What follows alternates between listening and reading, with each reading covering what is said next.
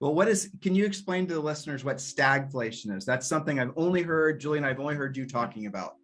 Well, other people talk about it only to basically dismiss it. But what happened was during the 1970s, we had a condition where the economy was weak, but inflation was strong. And that combination was a paradox to Keynesian economists, right? That is the school of economics that pretty much everybody ascribes to these days. But under Keynesian economics, inflation is a result of a strong economy and low unemployment, that when resources are fully utilized and everybody has a job, that's when you get inflation. And of course, that's completely wrong. In fact, it's backwards. And the Keynesians believed that it was only that when you had unemployment and a weak economy, well, that you wouldn't have inflation. So they thought there was a trade-off. They talk about this thing called the Phillips curve, which equates employment with inflation. And so during the 1970s, something happened that the Keynesians thought was impossible: the combination of high unemployment and high inflation. So they had to come up with a brand new word for it because they didn't even think it could happen. And so that's where they coined the term stagflation.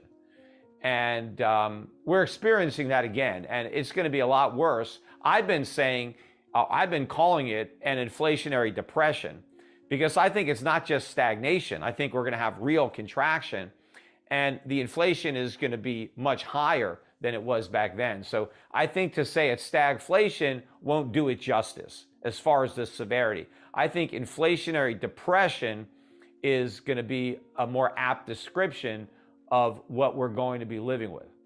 So you are a firm believer in gold, right? Because gold's been money, real money, for 2,000 years. I was thinking about asking you a crypto question just to get you going, but we might not. No. But as far as how would gold eventually explain I understand holding gold. It's an inflation hedge. People are arguing that crypto is an inflation hedge too. We could talk about that if you want to. Julie and I own gold. We don't own any crypto. So what does it mean for fiat currency if gold were to start becoming more desirable as a form of money? How would there be a transition, or would people? What does that look like? Yeah, what does that look like? Would there be a point? Well, yeah, you asked earlier about the normal inflation rate, and the normal inflation rate historically with gold is around 1% to 2% a year, meaning the supply of gold grows by about 1% to 2%. And that's about the same rate of growth of the population. So if the population is growing by 1% to 2% and the supply of gold that population can own is growing by 1% to 2%, it's a pretty stable relationship. On the other hand, the supply of money can grow rapidly. Like right now, it's growing, 20, 30%. I mean, they're printing it like it's going out of style. So as people want to get rid of currency with a high inflation rate or money with a high inflation rate, and they want to go into money with a low inflation rate, that's gold, right? Because gold has a very low historic rate of inflation. And so more and more people will choose to own gold as a store of value, as an inflation hedge. Now, as far as crypto, I think the inflation rate in cryptocurrencies is much greater than the inflation rate in fiat currencies. If you look at the rate with which new cryptos are being created, there's about 13,000 of them now. New ones come out every day. And of course, each new crypto, the supply keeps growing. And then it's not just cryptocurrencies, it's non-financial tokens, the NFTs. I mean, there's all sorts of crypto things out there, and the supply grows every day. It's just that the demand has been there because it's a speculative mania. But at the end of the day, even Bitcoin doesn't have any of the properties that makes gold a viable money, because Bitcoin isn't a commodity. It doesn't have any historic value in relationship to any other commodity. I mean, gold being an actual commodity that is used in jewelry, we're wearing our identical gold watches again today. I wore it because gold. So you can't make these things out of Bitcoin, And you can't make, look, these watches wouldn't be nearly as nice if they were made out of tin or nickel or copper, right? I mean, they're made out of gold, and we pay extra because they're made out of gold for a reason. But gold is used in computers. I mean, we're having this conversation. These computers have chips in them. Those chips have gold, right? Because gold is a great conductor of electricity. So there are all sorts of uses in medicine and aerospace for gold, just like there are actual uses for all the other commodities. And so over the centuries, there are historic relationships between the price of gold and the price of copper, between the price of gold and the price of wheat or soybeans, or oil or any other commodity that's used for something. There's a relationship there.